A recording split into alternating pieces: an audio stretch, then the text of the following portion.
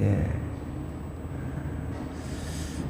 오늘 로마서 말씀 제대로 잘 들으셔야 됩니다. 존찬도 이제 스마트폰 여기 앞에 놔놓고 집중해서 들으세요. 이쪽에 나와서. 예. 자, 지난주에 이어서 오늘 말씀 6장 함께 하는데요. 지난주의 내용이 뭐냐면 아담과 그리스도를 비교를 하면서 우리는 은혜로 구원을 받았기 때문에 이제 죄가 더한 곳에 은혜가 더하다고 하니까 사람들이 오해를 할 수가 있단 말이에요. 자, 그러면 내가 은혜를 더 받기 위해서 죄를 더 많이 지어야 되느냐? 사도 바울은 단연코 절대 그렇지 않다는 것입니다. 그러면서 오늘 이제 쭉 1절부터 설명을 하고 있는데 이 말씀 함께 보도록 하겠습니다. 1절부터 보면요. 그런즉 우리가 무슨 말을 하리요? 은혜를 더하게 하려고 죄에 더하겠느냐? 그럴 수 없다는 거예요. 은혜를 더하기 위해서 우리가 죄에 빠질 수 있느냐는 거죠. 그렇지 않다는 거예요. 절대로 그럴 수 없다는 거예요. 오히려 우리는 죄에 대해서는 죽은 자가 되어야 된다라고 이야기를 하고 있습니다. 죄에 대해 죽은 우리가 어찌 그 가운데, 죄 가운데 더 살 거냐는 거죠. 우리는 예수님이 십자가에 못 박혀 돌아가실 때 우리도 함께 이제 연합된 그런 육체로서 연합의 원리로서 함께 예수님과 함께 십자가에 못 박혀 죽었다는 것입니다. 그렇기 때문에 죄에 대해서도 이미 그때 2000년 전에 죄에 대해서 죽었다는 것을 이야기를 하고 있는 거예요. 3절 볼게요. 무릇 그리스도 예수와 합하여 세례를 받은 우리는 그의 죽으심과 합하여 세례를 받은 줄 알지 못하느냐? 죄에 대해서도 죽었다라고 표현하고 있습니다. 이미 죄에 대해 죽었다는 거예요. 우리도. 예수님이 우리의 죄를 위해서 십자가에서 다 피를 흘리시면서 돌아가시면서 그때 당시에 우리도 예수님과 연합된 우리도 죄에 대해서 죽고 이제 예수님과 합해서 세례를 받았다는 겁니다. 우리는 그의 죽으심과 합하여 세례를 받은 줄을 반드시 알아라는 거예요. 그렇기 때문에 은혜를 더하기 위해서, 은혜를 더 많이 받기 위해서 죄를 짓는다. 이건 말도 안 되는 이야기라는 것입니다. 여러분, 죽은 사람들은 말이 없잖아요. 그죠? 우리가 죄에 대해서 죽었다는 말씀을 오늘 좀 한번 깊이 한번 생각해 보겠습니다. 좀 우리가 쉽게 설명하자면 예전에 여러분들 그 성 어거스틴이라고 하는 유명한 신학자 다 한 번쯤 들어보셨을 거예요. 우리 기독교인이라 하면 다 들어보셨을 겁니다. 기독교인이 아닐지라도 역사책에 다 나옵니다. 이 중세시대 유명한 사람이죠. 이 사람이 이제 예수님 믿고 거듭나서 예전에는 자기가 막 그 여자들하고 어울려서 그렇게 막 살았거든요. 근데 예수님 거듭나서 어느 날 이제 자기가 놀던 동네에 갔는데 여자들이 자기 모르겠냐고 자꾸만 그렇게 이야기를 하는 거예요.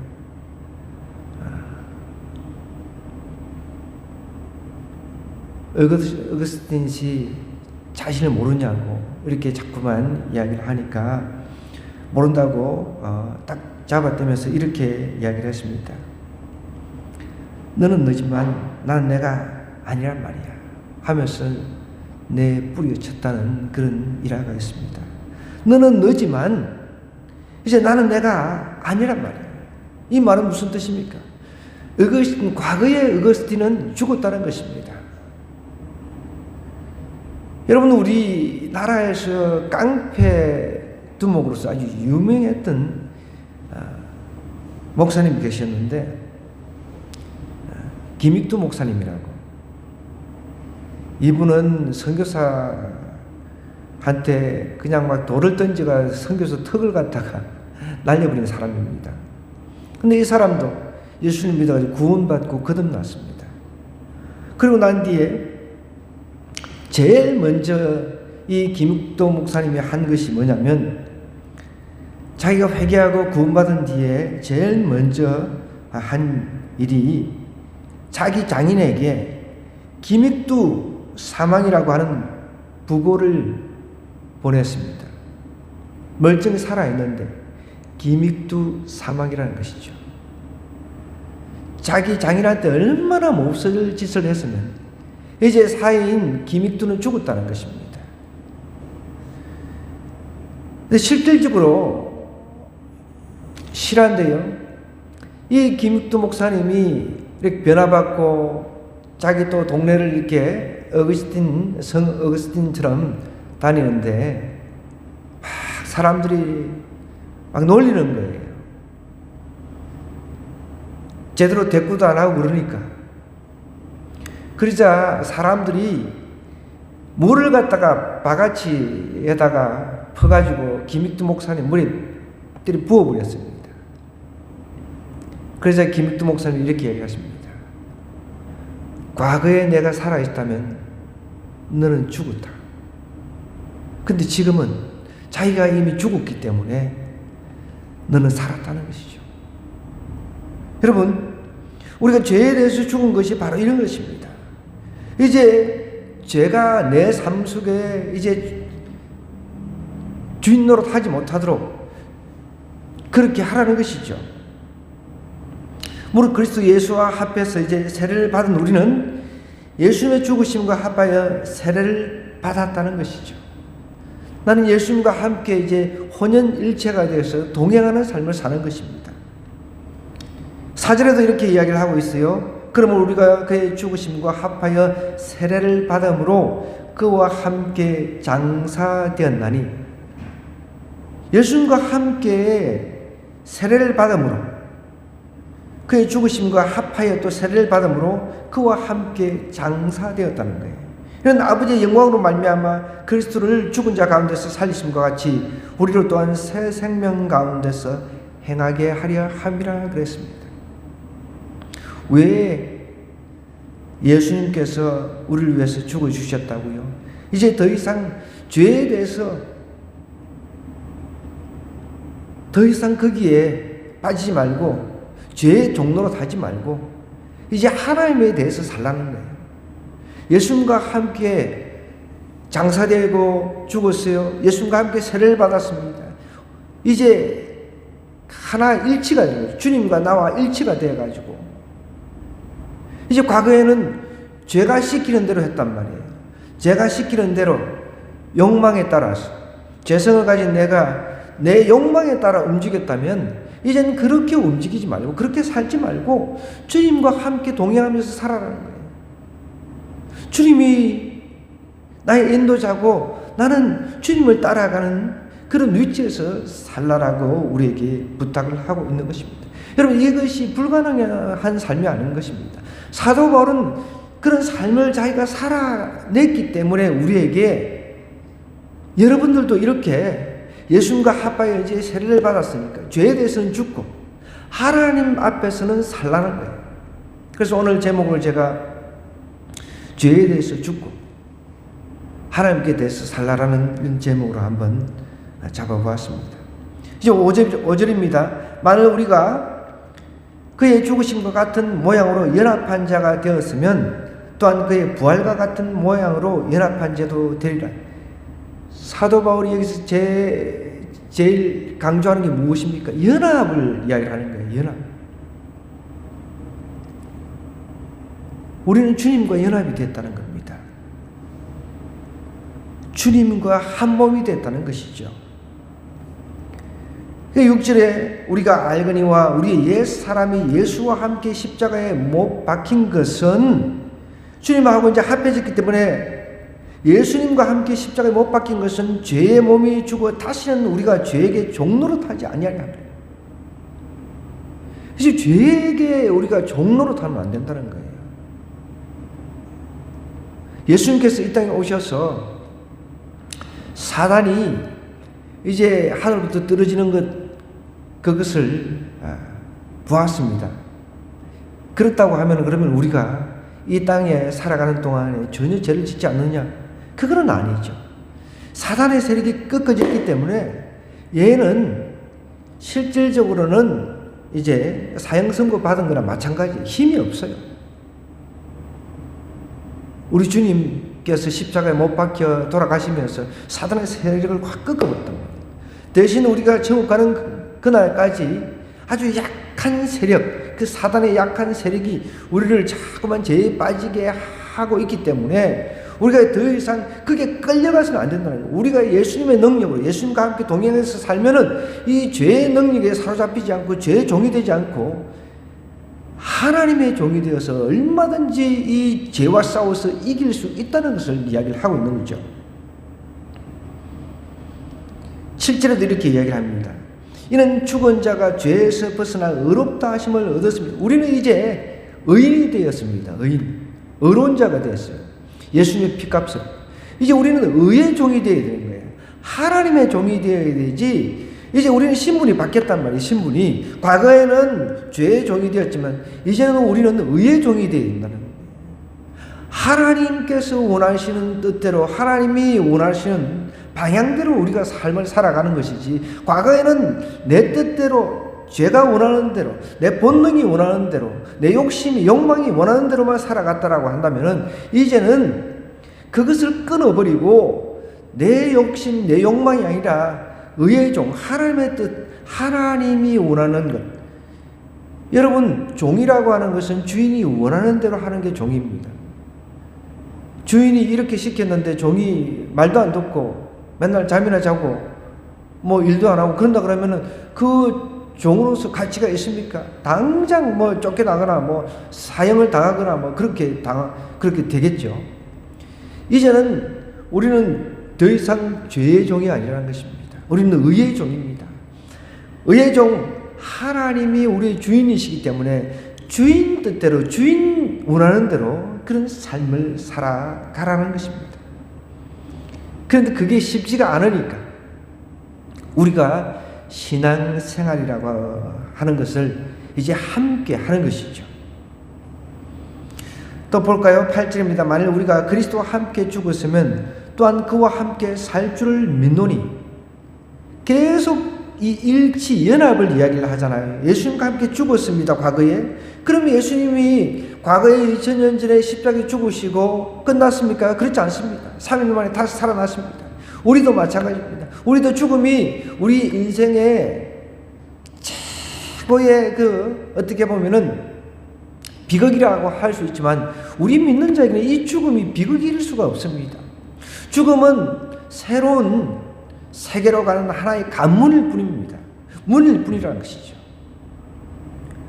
우리 믿는 자는 그래서 죽음을 아무 두려워해서는 안 됩니다. 우리가 죽지 않고 어떻게 하나님께로 갈 수가 있습니까? 영원한 천국으로 들어갈 수 있겠습니까? 근데 그 죽음은 그냥 통과 의례로 우리가 반드시 통과하는 것으로 생각하면 됩니다. 근데 그 죽음을 갖다가 우리가 즐겁게 맞이해야 되는데 대다수 그렇게 하지 못한다는 거예요. 이어령 전 문화부 장관이 죽기 전에 그 죽음을 응시했다라고 하는 그런 글을 제가 읽어본 적이 있습니다.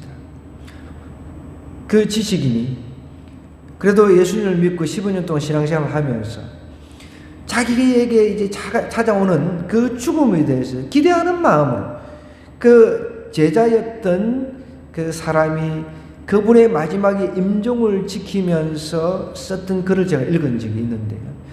그 이어령 전 장관 그분은 그 죽음을 호기심 있게 바라보면서 이게 죽음을 맞이하는 모습을 이제 서술을 하는 것을 제가 봤는데 참 흥미롭더라고요.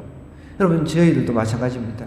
우리들은 예수님께서 죽으시고 끝나신 게 아니기 때문에 타 종교와 아주 확실한 차이가 있다라고 하면 이 우리에게는 부활이라고 하는 게 있잖아요. 우리는 죽음이 끝이 아니라 죽음은 새로운 세계, 새로운 몸으로 변화받고 영원한 세계에서, 영원한 천국에서 우리 주님과 함께 연합해서 살 것을 이제 예고를 하는 것이죠. 그러니까 예수님과 함께 죽었으면 또한 그와 함께 살 줄을 믿노니 그랬습니다. 우리는 죽음 앞에서도 당당한 거예요. 로마 시대 때도 사도 바울뿐만 아니라 많은 믿는 자들이 죽음 앞에서 당당하게 죽어갔습니다. 주님을 찬양하며 화형에 당하기도 하고 그 사자의 밥이 되기도 하고, 물론 그 가운데 두려워가지고 울고 불고 그런 사람들도 있었습니다. 분명히. 그런데 마지막 그 죽음 순간에도 주님이 천사를 보내서 나를 데리러 오는가 보다 이렇게 기대하면서 그 죽음을 맞이하는 사람하고, 이 죽음 이후에 어떻게 될까 두려워가지고 벌벌 떠는 사람하고 어떻게 죽음을 바라보는 각도가 같을 수가 있겠습니까? 사도 바울은 지금 그것을 이야기를 하는 거죠. 만일 우리가 그리스도와 함께 죽었으면 또한 그와 함께 살 줄을 믿노니, 이 믿음의 차이라고 하는 것은 엄청난 차이인 것입니다. 또 9절 한번 내려가 볼게요. 이는 그리스도께서 죽은 자 가운데서 살아나셨음에 다시 죽지 아니하시고 사망이 다시 그를 주장하지 못할 줄 알미로다. 그와 함께 산다, 살 줄을 믿는다 하면서 이제 예수님과 함께 그리스도께서 죽은 자 가운데서 살아나셨음에 다시 죽지 아니하시고 사망이 다시 그를 주장하지 못할 줄 알미로다.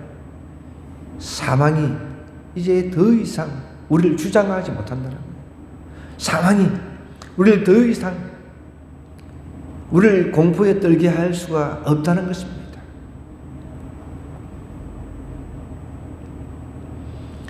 (10절입니다) 그가 죽으심은 죄에 대하여 단번에 죽으시며 그가 살아계심은 하나님께 대하여 살아계심이니, 예수님께서 죽으신 것은 죄에 대해서 그냥 단번에 그냥 제 문제를 해결하시면서 죽으셨다는 거예요.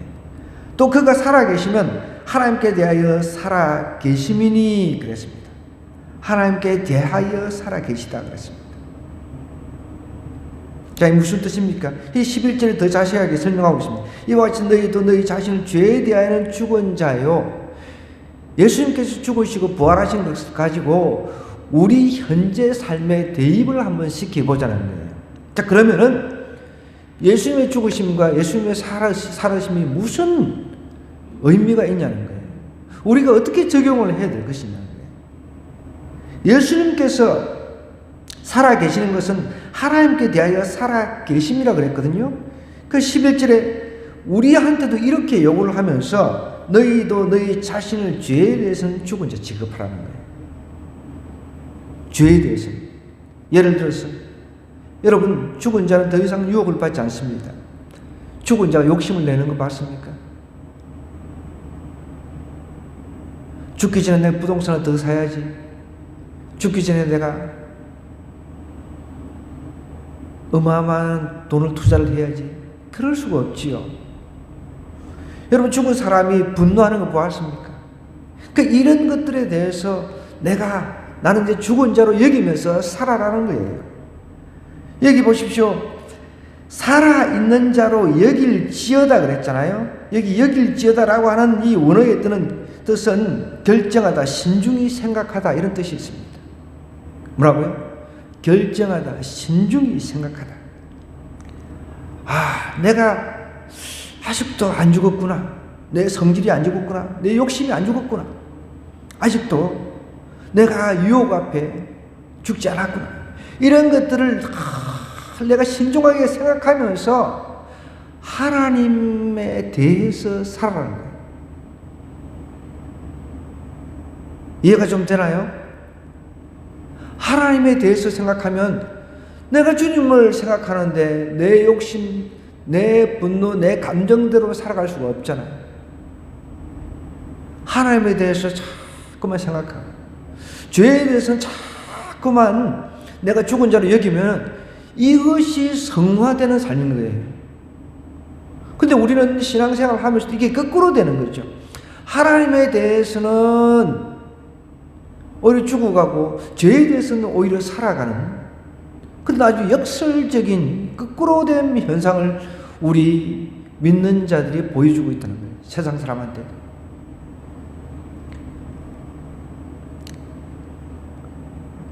사도 바울은 너희 자신을 죄에 대하여는 죽은 자, 죄에 대해서는 죽었다는 거예요. 그래서 우리는 작은 죄 하나도 내가 마음의 죄를 저질렀어도 하나님 앞에 부끄럽고 회개하지 않을 수가 없는 거예요. 왜냐하면 성령님께서 내 안에서 그것을 자꾸 가르쳐 주기 때문에. 이제 하나님에 대해서는 살아있는 거예요. 하나님 바라보니까, 하나님에 대해서 생각하니까 너무 기쁜 거예요. 내가 어렵고 힘들어도 내 삶을 지탱할 수 있는 그 힘의 원동력, 그것이 하나님이시니까. 하나님 때문에 내가 살 가치가 있는 거예요. 하나님 때문에 천국 가는 그 중간 단계, 남은 그 삶을 어떻게 하면 내가 하나님을 위해서, 하나님에 대해서 내가 삶을 좀, 유용한 삶을 좀 살아볼까, 이렇게 생각할 수가 있잖아요. 사도 바울은 그렇게 하라는 거예요. 그래서 그 나라와 그 의를 위해서 산 사람이 사도 바울이잖아요. 사도 바울이 우리에게 동일하게 이야기를 하는 거예요. 먼저 하나님의 나라와 그 의를 위해서 살아가는 거예요. 우리 죄에 대해서 죽고 의에 대해서 산 하나님의 자녀들은 세상 사람들이 걱정하고 구하는 그것 때문에 자꾸만 유혹에 빠지고, 그것 때문에 싸우고 다투고 분노하고, 그것 때문에 감정 상할 것이 아니라 그런 것은 다 죽은 것으로 여기고, 대신 하나님에 대해서는 산자로 여기라 라고 이야기를 하는 것입니다. 그러므로 너희는 죄가 너희 죽을 몸을 지배하지 못하게 하여 몸의 사욕에 순종하지 말라는 거예요. 여러분, 우리 몸이 원하는 것들이 얼마나 많은지 여러분들도 각자 생각하실 것입니다. 우리 몸, 내가 원하는 욕망대로 사는 것이 아니라 내 사욕에 순종하지 말고 죄가 너희 죽을 몸을 지배하지 못하게 하라는 거예요. 죄가 나를 갖다가 완전히 다스리지는 못하도록 그렇게 하라는 거예요. 다스리지 못하도록 하려면 결국은 내가 하나님에 대해서 사는 수밖에 없는 거예요. 내가 죄를 안 지으려고 막 이렇게 하는 것보다 하나님에 대해서 내가 살려고 하면 자연스럽게 죄하고 멀어집니다. 매일 24시간 하나님에 대해서 내가 살아있어요. 그분과 초점을 맞추고 그분과 동행을 합니다. 운전대를 잡고 하루 일을 하는 사람들도 마찬가지입니다. 하루 종일 운전대를 잡고 있더라도 그 안에, 그 운전대 가운데서 하나님과 동행하시니까 거기가 정말 나의 기도 처소가 되고 그곳이 하나님과 나하고 교통하는 그런 장소가 되는 것입니다. 직장생활 하는 사람들 마찬가지입니다. 어디가 됐든 가정주부도 마찬가지입니다. 하나님 앞에 대해서 살면은 자연스럽게 하나님 앞에 초점을 맞추기 때문에 내가 죄에 대해서는 점점점 멀어지게 되는 것을 내 스스로 경험을 하게 된다는 것이죠. 이제 12절입니다. 그러므로 너희는 죄가 너희 죽을 몸을 지배하지 못하게 몸의 사욕에 순종하지 말고, 또한 13절요, 너희 지체를 불의의 무기로 죄에게 내주지 말고 오직 너희 자신을 죽은 자 가운데서 다시 살아난 자 같이 하나님께 드리며 너희 지체를 의의 무기로 하나님께 드리라. 우리의 몸 전체를 의의 무기로 하나님 앞에 올려드리라 라고 이야기를 하고 있습니다. 우리는 의의 무기로 하나님 앞에 우리 자신을 드려야 될 존재예요. 죄의 종이 되어서 죄에게 순종하는 그런 사람이 아니라, 여러분, 우리가 어떤 것에 불순종하고 지배당한다고 생각해 보십시오. 우리 아이들 스마트폰에 지배를 당한 사람, 그것 때문에 전 세계가 청소년들 둔 부모들 너무너무 이제 힘들어하죠. 티격거리고 싸우고, 심지어 막 그걸 스마트폰을 두들겨 깨서 부수기도 하고 그런다고 되는 게 아니라, 우리 자녀들도 마찬가지입니다. 내가 죄의 종이 자꾸 돼가지고 마귀가 원하는 대로 순종을 자꾸 해 나가고 있는데, 여기서 벗어나는 길은 하나님에 대해서 내가 사는 거예요. 어떻게 하면 나 하나님과 교통할까? 어떻게 하면 하나님과 더 깊은 관계를 유지할까? 그것이 영성이죠. 영성이라고 하는 게 어려운 게 아닙니다, 여러분. 영성 말은 많이 이제 우리가 쓰잖아요. 근데 영성이라고 하는 게 다 어려운 게 아니에요. 길거리 가면서도 주님에 대해서 생각하는 거예요. 밥을 먹어도, 잠을 잘 때도 주님. 그게 영성의 척도죠. 그렇잖아요. 우리는 자기가 좋아하는 거는 그만큼 아끼는 거예요. 애지중지합니다. 자기가 좋아하는 것하고는 항상 시간을 많이 들인다는 거예요. 우린 누구와 시간을 많이 들이느냐? 제 종이 되어서 제가 원하는 그런 상태의 종이 되어서 하루 24시간 중에 그렇게 절반을 보낸다면 이제 내가 방향을 다시 설정해야지. 다시 잡아야지. 이제 하나님께 대해서 내가 살아야지. 의의 병기가 돼서 내 몸 모든 지체를 갖다가 하나님의 도구로 쓰는 거예요. 내가 손이 가는 것 하나님의 영광을 위해서, 내 목소리도 하나님의 영광을 위해서, 내 생각, 내 입술 모든 것들을 하나님의 영광을 위해서 의의 병기로 드리려고 한번 생각을 해보자는 거예요. 그런 사람을 하나님께서 얼마나 지금 찾고 계십니까? 마지막 14절에 제가 너희를 어떻게 하라고? 주장하지 못하리니 이는 너희가 법 아래 있지 않고 은혜 아래에 있습니다.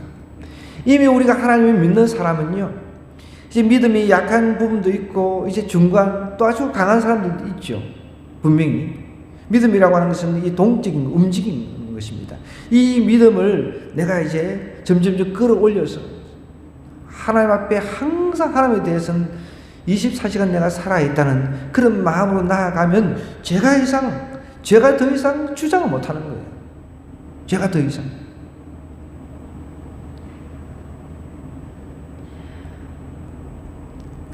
여기에 놀라운 원리가 있는 거죠. 내 스스로 제가 안 지어야지 이렇게 결단하고 그런 마음보다 하나님에 대해서 자꾸 내가 살려고 하고, 아까 전에 하나님 앞에 있는 살아있는 자로 여기려고 그랬잖아요. 하나님 앞에 내가 결정을 하는 겁니다. 신중히 생각하고 그분에 대해서 그분의 뜻을 생각하고 그러다 보면 자연스럽게 그런 게 싫어지는 거죠. 자연스럽게. 내가 하나님의 몸입니다. 의의 병기로 드려야 되는데 내가 하나님께서 원하시는 게 내 전 지체를 가지고 의의 병기로 드려야 되는데 거기서 내가 내 건강에도 좋지 않은 것들을 집어넣기를 바라고 그거는 아니죠. 그죠?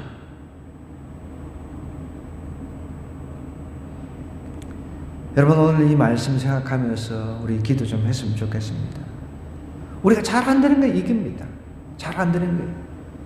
죄에 대해서 죽고 하나님에 대해서 살아야 되는데 안 지으려고 하다 보면은 오히려 그게 또 빠져 있는 거예요. 중독이 되어 있는 거죠. 우리 자녀들도 마찬가지입니다. 성인들도 마찬가지고. 그러니까 이것을 역발상을 우리가 한번 깨보는 거죠.